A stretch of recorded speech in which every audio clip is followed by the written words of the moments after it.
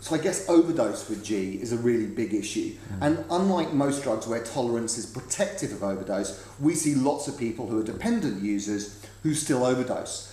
I'm just wondering if you could maybe kind of give us some advice about how can people recognise the warning signs of overdose in themselves and also recognise the warning signs of overdose in other people?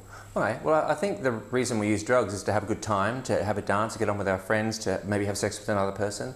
When it just becomes about you and feeling good, and your eyes are closed and you're lost inside yourself and you're into your own feeling, great, why are you out at all? That might be something you might want a bit of support with, that you need to get lost inside yourself. But they're the danger signs. When you're for somebody else, it would be when somebody starts dancing. There's a thing called a G dance, where people just lean kind of against each other, chest to chest, and just sort of wobble with their eyes closed. I don't. Sure, it must feel great, but that's not exactly engaging with the other person. The sign for another person is when somebody's dancing wobbly legs or perhaps having trouble standing, talking nonsense. Sometimes it's really kind of sexual stuff, like just playing with their nipples or groping down there because they're feeling so good internally. And then, of course, they might collapse.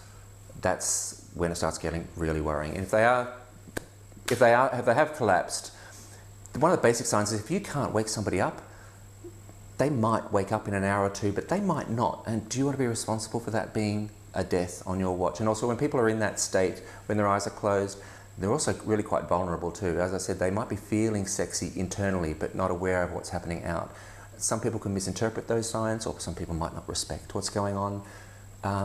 Non-consensual kind of sexual things can happen then, which can be quite distressing for these guys. And sometimes people won't remember what's happened because G can obviously affect your memory as well. So that can be fairly traumatic.